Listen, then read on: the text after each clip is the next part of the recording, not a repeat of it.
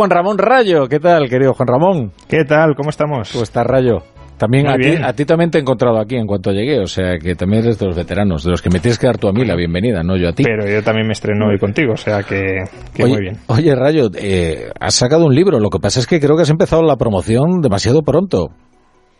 Bueno, el libro sale efectivamente en diciembre y hay que ir alimentando el apetito. Claro, le digo a nuestra productora Ana Aguado, oye, tienes que invitar a Rayo para que presente aquí su libro, porque está aquí, además hace una labor muy promocional en las redes sociales, y me dice, pero si sale en diciembre. Y digo, vamos a ver, pero este es el libro con más hype de la historia. Bueno, lo necesitará porque es un libro sobre o contra Marx y bueno, el tema interesa, pero no sé hasta qué punto en el público muy amplio. Además, veo que es tan extenso como El Capital, al menos. Se aproxima, no sé si tan extenso, pero se aproximará, sí, pero, corto no es. Bueno, ahora debatimos sobre los ricos, sobre los impuestos, sobre la economía en general. Bueno, yo creo que para adentrarnos en el laberinto fiscal que nos decía Ignacio Rodríguez Burgos, antes vamos a ir a lo más elemental, que es qué son los ricos, qué son las grandes fortunas, y a ver si definimos además qué es exactamente o cómo es el impuesto que va a perseguir sus patrimonios o sus rentas, que no lo sabemos, porque todavía no sabemos ni qué es lo que le van a gravar a los ricos, ni quiénes son los ricos, ni cuál es la fórmula, ni siquiera en los territorios en los que se va a aplicar, porque los detalles, los únicos detalles que se van conociendo de este impuesto a las grandes fortunas son las que yo veo publicados en periódicos como 5 Días y que son realmente inquietantes, porque hablan de un impuesto casi ad hoc para determinadas comunidades díscolas fiscalmente, ¿no?, que vendría a sustituir al de patrimonio, pero hasta donde yo he entendido, la doble imposición está prohibida en España. No sé si vosotros tenéis más detalles acerca de esto o alguna suspicacia. Es que la suspicacia aquí es tener la misma información sobre este debate que la ministra de Hacienda, y es no tener ninguna información de nada. Porque es una ministra que ayer se tiró todo el día diciendo que era un impuesto temporal y llegó el presidente del gobierno por la noche y dijo, ¿temporal? Yo no he dicho que vaya a ser temporal. Y dijo exactamente desde Nueva York, vamos a darle tiempo a ese debate. O sea que yo creo que aquí igual no estamos hablando de un impuesto, estamos hablando de un debate electoral que se materializará de una manera o de otra según se vayan acercando las elecciones y las polémicas electorales. Bueno, está claro que estamos hablando de política, ¿no? Que esto no estamos hablando de economía, porque tanto la bajada de impuesto de patrimonio realizada por el Partido Popular, que afecta a unos pocos, no es una medida que sirva para, pues ni para combatir la inflación, en cierta medida, ¿no?, ni para ayudar a todos los andaluces, ni tampoco creo yo que un impuesto a los ricos sirva para solucionar, pues, los muchos problemas que tiene la hacienda pública. Entonces, creo que el debate no es sobre economía. Si hablamos de economía, la doble imposición evidentemente está prohibida. O sea que o hay patrimonio o hay impuesto a los ricos, pero ambas parece complicado que lo haya. Por IRPF... Pero, Natalia, entonces, lo que pasa es que en esas comunidades el impuesto de patrimonio no desaparece porque no pueden eliminarlo las comunidades. ¿Qué haría el gobierno? Eliminar todo el impuesto de patrimonio y luego imponer las grandes fortunas. Pero es que entonces... yo creo que tendrían que meterse con la ley de financiación autonómica primero, ¿no? Porque también se ha hablado de poner un mínimo a ese impuesto de patrimonio. Entonces, a lo mejor con un mínimo al impuesto de patrimonio te evita tener que poner un impuesto a la riqueza, ¿no? Pero claro, ahí hay que cambiar una ley orgánica. Y eso es bastante complicado y evidentemente no va a ser de la noche a la mañana y no antes de las elecciones, como ya nos ha dicho también María Jesús Montero en muchas ocasiones. Entonces, si lo queremos para allá, porque para allá es para cuando están actuando los gobiernos del Partido Popular y para allá es cuando se celebran las elecciones, pues a ver cuál es la magia que se hace, ¿no? Bueno, porque... de hecho, lo único que conocemos es la fecha, 1 de enero de 2023. Sí, pero ¿qué se va a hacer a través de IRPF? Es que los ricos no pagan, o sea, la nómina puede ser muy alta, pero para un rico no te llega, no eres un asalariado si eres un rico. Entonces, bueno, yo creo que aquí todavía hay mucho que pulir. Dice la ministra que lo llevan estudiando esto ya bastantes semanas. Qué casualidad que haya salido justo ahora cuando el debate del Partido Popular, no sé, hay que hacer encaje de bolillos, sin duda. Sí, estabais hablando sobre la transitoriedad del impuesto. Me gustaría leer el título de la orden por la que se crea el impuesto de patrimonio en el año 1978. orden de 14 de enero de 1978 por la que se regula el impuesto extraordinario sobre el patrimonio de las personas físicas. Un impuesto que, por tanto, no había llegado para quedarse, sino que tenía un carácter transitorio que se mantuvo hasta el año 2008, cuando el gobierno de Zapatero, no lo olvidemos, lo suprime para toda España. Lo recupera el propio gobierno de Zapatero en el año 2011, excusándose en la necesidad de recaudar más con la crisis, pero lo recupera con un carácter transitorio de 2 años, es decir, que en 2013, si nadie hubiese hecho nada, el impuesto de patrimonio hubiese desaparecido en toda España, pero el gobierno de Rajoy fue prorrogándolo año tras año hasta que finalmente el gobierno de Sánchez ya lo ha consolidado con un carácter permanente. Por tanto, que ahora nos digan que van a aprobar un impuesto extraordinario, temporal, sobre las grandes fortunas no significa nada, porque puede ser extraordinario durante 30 o 40 años. Dicho esto, no sabemos mucho y tampoco creo que el gobierno sepa mucho, porque efectivamente esto parece más un calentón en respuesta a una medida que, en el uso de su autonomía fiscal, no lo olvidemos, ha tomado la Junta de Andalucía, y que este gobierno, que siempre suele sacar pecho por ser un gobierno que tiene el federalismo en la cabeza, que defiende la descentralización, que se opone a las veleidades recentralizadoras de la extrema derecha de Vox, pues este mismo gobierno, socialista, federalista y anticentralización, está proponiendo de facto una recentralización, una de las mayores recentralizaciones que se haya producido en términos fiscales en España. Y es una recentralización que de momento no parece que esté ni siquiera pensada, ni siquiera diseñada, y que en los próximos meses pues nos van a ir contando cómo graban a los ricos, definiendo qué son los ricos. Bueno, con esto de las disonancias ideológicas, tú el otro día te preguntabas muy maliciosamente qué opinaría Vox de esta recentralización, claro, y a su vez qué es lo que opinaría el PSOE, ¿no? Porque ambos están yendo en dirección contraria exactamente a la doctrina que suelen predicar, ¿no? Bueno, pero yo creo que Vox lo apoya, ¿eh? Yo creo que Vox apoya esta recentralización fiscal, pero claro, querría otro tipo de recentralizaciones también. La cuestión es si el PSOE... yo soy muy pro descentralización, o sea que a mí me parece horrible tanto desde un lado como desde el otro, pero la cuestión es si el PSOE también apoya la recentralización del gasto, porque esto de recentralizar ingresos y no recentralizar el gasto es una llamada a la irresponsabilidad. Uno recauda y es otro el que gasta. Entonces, ¿dónde está la disciplina y el control fiscal?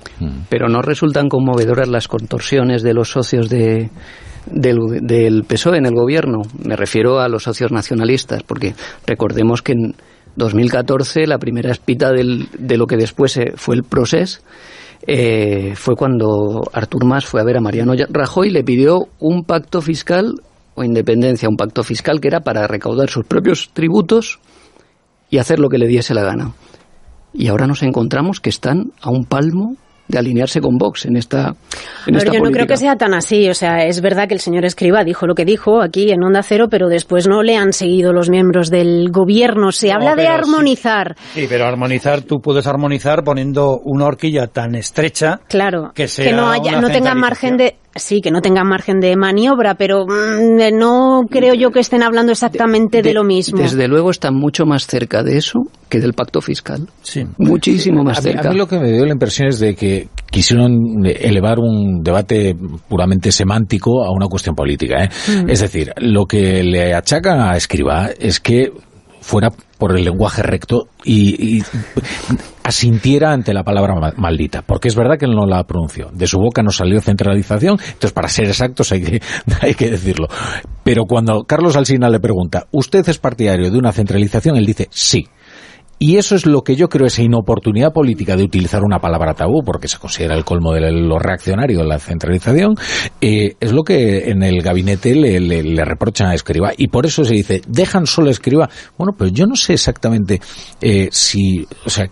¿cuánto hay de diferente en el discurso que luego defendió María Jesús Montero? Es que yo creo que no. Muy poco.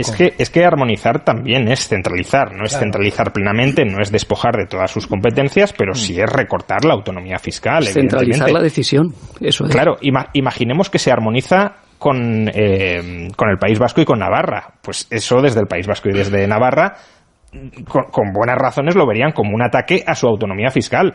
Por tanto, armonizar no es más que otra forma de centralizar sin llamarlo centralizar. No una centralización absoluta, pero sí una centralización blanda o de mínimos, si queremos. Y claro, tampoco olvidemos que, en línea con lo que estabais destacando, todo este ataque contra la competencia fiscal, que es un ataque que empieza hace unos 4 años, lo inicia Gabriel Rufián diciendo que a ver si se ponía fin al dumping fiscal que estaba ejerciendo Madrid contra Cataluña. Y esto ya es el colmo del despropósito. Es decir, un partido que, legítimamente o no, es otro debate, pero se quiere secesionar, quiere que Cataluña se secesione de España, reclamándole al gobierno de España, que es un gobierno que ellos consideran ilegítimo sobre el territorio, o que aspiran a que no sea el gobierno de su territorio, que coordine una cartelización de los territorios españoles para establecer un tipo impositivo mínimo en patrimonio, en sucesiones y en IRPF. Es decir, es un disparate contra sus propios planteamientos políticos, pero que de nuevo muestra que, bueno, pues esto de la descentralización para muchos es una descentralización a la carta.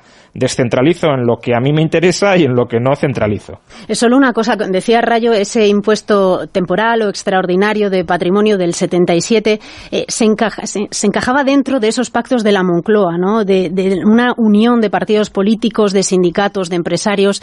Es verdad que el país en aquel momento estaba todavía por hacer, ¿no? Y que no se puede asemejar a la situación actual, pero estamos hablando de políticas tan importantes para España que es que quizá deberían sentarse y decir, vale, pues este impuesto de patrimonio, no sé, llegar a un acuerdo en materia fiscal. Es que tenemos una inflación galopante, es que tenemos una crisis a pesar de los datos del PIB del trimestre que hemos visto.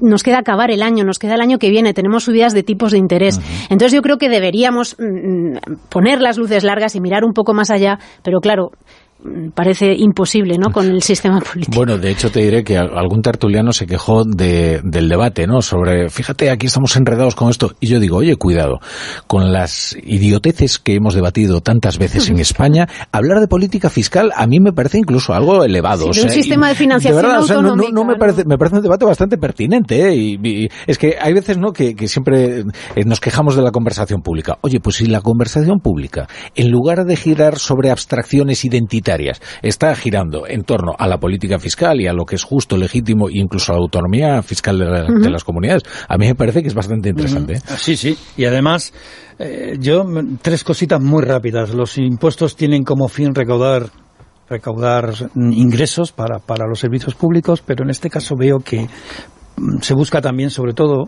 recaudar votos. Estamos ya en campaña electoral.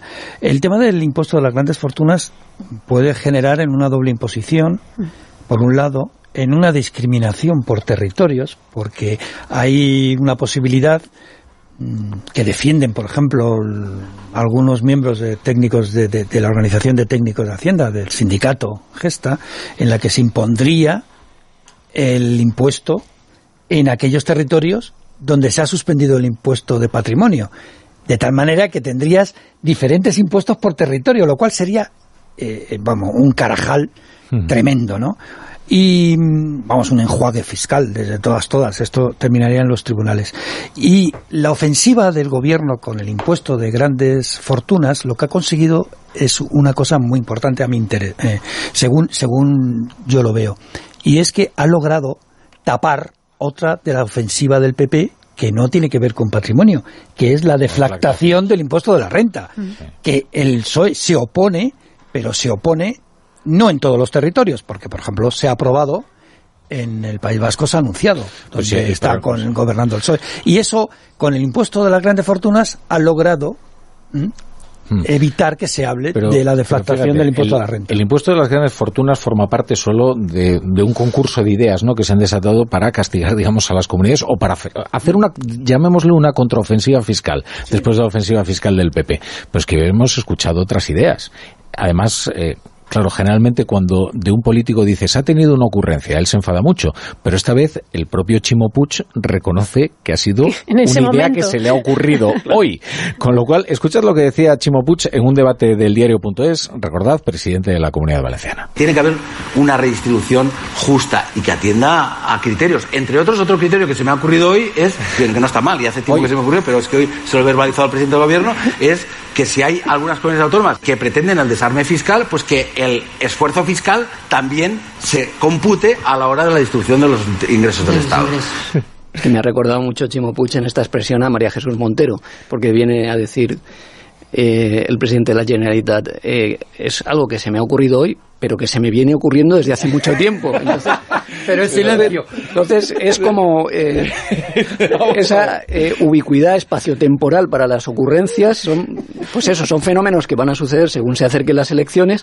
Pero bueno, perdón por la pequeña broma, sobre todo para... ¿A ti qué te parece, Rayo? A ver, a mí lo primero que me parece es que Chimo Puig no sabe cómo funciona el sistema de financiación autonómico actual. Porque es que en el sistema de financiación autonómico actual ya se penaliza a las autonomías que bajan impuestos. ¿Y por qué se penaliza? Pues es un poco complicado explicar, pero lo voy a intentar.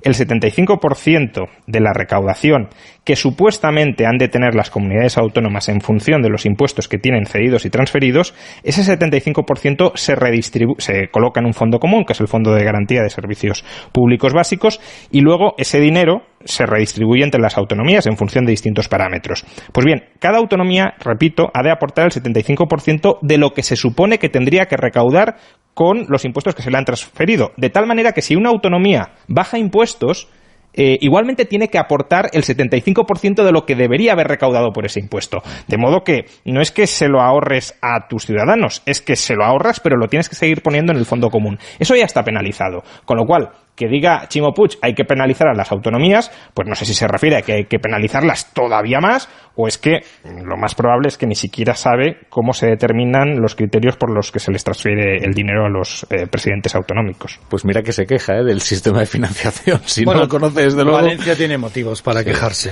Pero antes Ignacio Rodríguez Burgos me explicaba algunas de las razones por las que Valencia tiene razones para quejarse del sistema de financiación, y es muy interesante porque apela a la lógica de la politización, ¿no? Que termina volviéndose contra uno. La política fiscal, sobre todo, es política, ¿no? Y el sistema de financiación autonómico actual se puso en marcha en el 2007-2008 con Rodríguez Zapatero y sustituyó al único sistema fiscal autonómico que se había conseguido por unanimidad, que era el anterior. O sea, de todos los sistemas de financiación autonómico, ninguno ha sido por acuerdo, por consenso, salvo el del 2002, que se hizo por consenso entre todos los partidos y todas las comunidades autónomas estuvieron de acuerdo.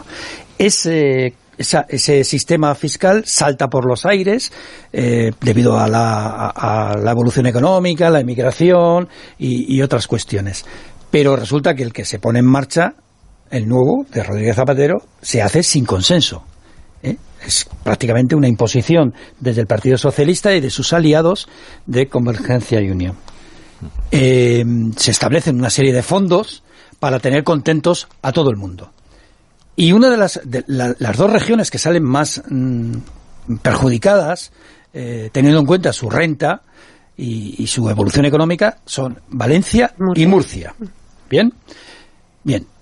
El problema de Chimo Puig es que entonces en Valencia gobernaba el PP y ahora gobierna él. Pero el sistema de financiación autonómico es el mismo. Es decir, es tan perjudicial para Valencia y para Murcia que lo era en el 2007-2008. Curiosamente, Zapatero nunca se puso a reformar el sistema, aunque vieron claramente desde el primer momento que tenía muchas carencias, y Mariano Rajoy mucho menos, porque como dijo una vez uno de sus ministros, estamos como para arreglar el sistema, para un nuevo sistema de financiación, cuando estamos todavía tapando agujeros de las cajas de ahorro. Ignacio, y este gobierno también lo prometió. Y tampoco lo va a hacer. Tampoco lo va a hacer. No le va a dar tiempo, es que ¿no? En el sistema de financiación autonómico básicamente se quiere contentar a todo el mundo y es imposible, porque si se trata de una redistribución de fondos es un juego de suma cero. si unos reciben más es porque otros reciben menos, de manera que no todos pueden salir ganando y todos quieren salir ganando. Y eso no es posible, y por tanto, antes de ponerte a enfrentarte no solo con líderes de tu partido o de otro partido, sino con los votantes de esos territorios, pues se deja el tema como está y no entramos en avisperos. Antes os leía la fábula de Ignacio Varela en el Confidencial. Lo que pasa es que me han sorprendido otras noticias hoy en mi lectura diaria de la prensa. Fijaos en este faldón del País, porque además esta noticia ha pasado ciertamente inadvertida, ¿no? Dice: Sánchez tranquiliza a los grandes fondos por los nuevos impuestos y la ley de vivienda. Antes te referías al viaje de Sánchez a Nueva York, Paco. Pedro Sánchez mantuvo ayer una reunión clave con grandes fondos de inversión en Nueva York, dice El País. Allí, como ha sucedido otros años, tuvo el examen más difícil de todos, el de los altos ejecutivos con intereses en España. Entre los CEO presentes destacaban algunos muy conocidos en el mundo financiero como Ray Dalio, de Bridgewater, Daniel Pinto, de JP Morgan, o Henry Kravis, de KKR. Y claro, esto es lo más parecido que yo encuentro a un cenáculo de señores con puro y chistera que están ordenando el mundo, ¿no? Al parecer, además, fue una reunión bastante cordial en la que hubo, pues supongo que inquirieron a Pedro Sánchez sobre determinadas políticas que pudieran afectar a sus intereses, y en el que recibieron las explicaciones de que esto no va a afectar, de que España es un país con mucha seguridad jurídica, en el bueno para invertir. Ahí creo que no les habló del impuesto para los ricos en España, no estoy muy seguro. Pero bueno, fuera de bromas, el diablo está en los detalles. En la imagen que distribuyó el Palacio de la Moncloa de la reunión de Pedro Sánchez ayer en Nueva York, hay un personaje al que no se le ve, que es Ray Dalio, que es el fundador de Bridgewater. Dentro de lo que es el mundo financiero, si se puede definir a algún tiburón con 3 filas de dientes, es este. Si se puede definir a un poder oscuro que manda no sobre los destinos de un país, sino sobre los movimientos de billones, es este. Vamos. Eso es.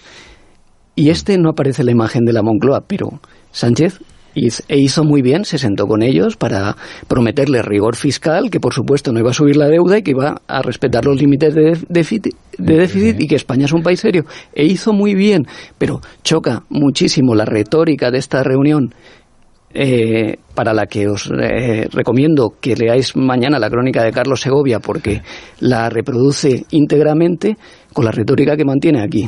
Es más, seguramente le tranquilizó al CEO de Bridgewater acerca de algunas medidas, digamos, para contener el precio del alquiler. Por ejemplo, porque ellos son propietarios de miles de viviendas en España, entre otras cosas, ¿no?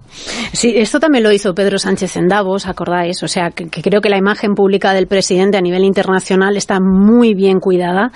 Se destacó mucho la corbata, ¿no? Le presentaron en el acto, iba con corbata, y le dijeron: usted está diciendo que para ahorrar energía hay que ir sin corbata, y luego se la quitó. O sea, que yo creo que la imagen internacional de Pedro Sánchez está muy bien trabajada. Otra cosa es lo que luego se haga aquí, ¿no? Y en el caso de la vivienda, pues a ver cómo solucionan el problema de la vivienda, ¿no? A finales de año se acaban además muchas de las medidas puestas en marcha para combatir la crisis del COVID. No sé si seguirán congelando, por ejemplo, el tope de los alquileres, y con el IPC está claro que evidentemente sigue habiendo un problema, pero sí, la imagen de Pedro Sánchez está cuidadísima. Yo creo que lo hacen muy bien en ese sentido. Rayo. Yo lo que me preguntaría primero es ¿por qué hay que tranquilizar a los inversores? Y si hay que tranquilizar a los inversores es porque los inversores están intranquilos. Y si los inversores están intranquilos, probablemente no estén únicamente intranquilos estos grandes inversores, sino también muchos otros pequeños y medianos inversores. Y no sé si Pedro Sánchez se va a reunir con absolutamente todos los inversores que existen para tranquilizarles a todos. Y si no es así, pues entonces a lo mejor lo que convendría no es tanto reuniones cerradas, a puerta cerrada, donde no conocemos el contenido y donde Pedro Sánchez quizá esté diciendo: no te preocupes, que aunque tenemos un discurso público, luego no vamos a hacer nada de lo que estamos sosteniendo, que lo que estamos diciendo ante el público es simplemente para mantener engañados o anestesiados a los votantes, pero luego mantendremos una política bien orientada. Quizá ese discurso de seriedad, de rigor, habría que transmitirlo públicamente para que se enteren no solo algunos contados grandes inversores, sino también los pequeños, medianos, incluso grandes que no se estén reuniendo con Sánchez. Sí, Ignacio. Pues mira, yo me he ido a julio del 2021. En julio del 2021, concretamente el día 20 de julio, el presidente del gobierno se reunió con numerosos fondos de inversión en Nueva York, ¿no? Prácticamente los mismos que ahora, y les dijo lo siguiente. Bueno, el titular curiosamente del País, del mismo periódico, era: Sánchez trata de calmar a los fondos de Estados Unidos ante su inquietud por la reforma laboral y la ley de vivienda. Y le dice: la reforma laboral, las leyes del mercado laboral serán para conseguir unas relaciones laborales similares a las alemanas. E insistió en que la ley de límites a la subida del alquiler será una legislación como otras europeas y que no tendrán por qué preocuparse. Un año después vuelve a reunirse con los mismos fondos con el mismo objetivo: calmar a los fondos de inversión para tal. Es decir, parece como que se repite la historia y no sé hasta qué punto consigue el objetivo, ¿no? Lo que es curioso es que dentro de España ya no se reúna con los empresarios, ¿no? Antes sí que estaba acostumbrado a hacer estas reuniones con la COE, con la banca, y ahora sí que lo veamos con empresarios internacionales, bueno, ¿no? Todo, aquí en España cambió por Ciudadanos. Sí. Sobre todo que el discurso público aquí en España sea casi un cuento victoriano en el que los orondos plutócratas parece que están asediando con sus intereses todos espurios al gobierno de progreso, y luego se reúne con los verdaderos con gente que tiene muchísimo más poder que Garamendi, ¿eh? Se reúnen con los que pueden derribar la deuda de un país, y hace muy bien en reunirse. Ray Dalio es el gran apostador contra el euro que hay en el mercado internacional, y que se está frotando las manos con que gane Giorgia Meloni en Italia. Claro. Porque va a apostar contra el euro. Entonces es normal que el presidente del gobierno trate de calmarles. Oye, me has puesto, de verdad, Paco, así da gusto. Me has puesto el siguiente tema ya en bandeja, porque justo iba a preguntaros yo por las elecciones legislativas en Italia el domingo, y qué repercusión creéis que tendrá para la economía comunitaria. Yo veo que por lo menos las instituciones europeas ya dan casi por descontado la victoria, o que Giorgia Meloni va a ser la próxima primera ministra. Y noto una cierta resignación. A ver, entendedme. Allí donde el discurso antipopulista ha sido más feroz, aquí sin embargo se trata de, oye, vamos a contener los daños, ¿no? Weber, del Partido Popular Europeo, ha sancionado prácticamente la coalición que llevará al gobierno a Giorgia Meloni si se cumplen las encuestas. Está todo el mundo como diciendo, oye, llamemos a la tranquilidad y ya veremos cómo moderamos a esta mujer, ¿no? Lo explica muy bien The Economist en el número de esta semana. Se pregunta algo así como ¿cómo de atadas tiene las manos Meloni, ¿no? Entonces dice, se espera por ejemplo una ofensiva en la inmigración ilegal, pero claro, es que Salvini ya estuvo en el gobierno con una política similar, y lo que se topó y con lo que no pudo fue con el derecho internacional, ¿no? Y con las normas que imponía la Unión Europea. Por ejemplo, sus miembros, los miembros de su partido son ampliamente con un sentido católico, ¿no? Pero ella, por ejemplo, pues ha manifestado que no tiene previsto tocar nada del aborto, por ejemplo, ¿no? O sea que euroescépticos hablábamos, pues sí, pero claro, se va a enfrentar a que el más del 70% de los italianos está a favor de estar en el euro. O sea, creo que es un mal... Y necesita a Tajani también en el gobierno, que claro, no es precisamente un euroescéptico. Claro, entonces creo que está bastante controlado esas fuerzas dentro del paraguas de la Unión Europea. Yo creo que más que euroescéptico, lo que preocupa en Bruselas es que sean rusófilos. Pero ella no ha sido tan... No, ella es cada día de la semana una cosa, o sea que es un poco...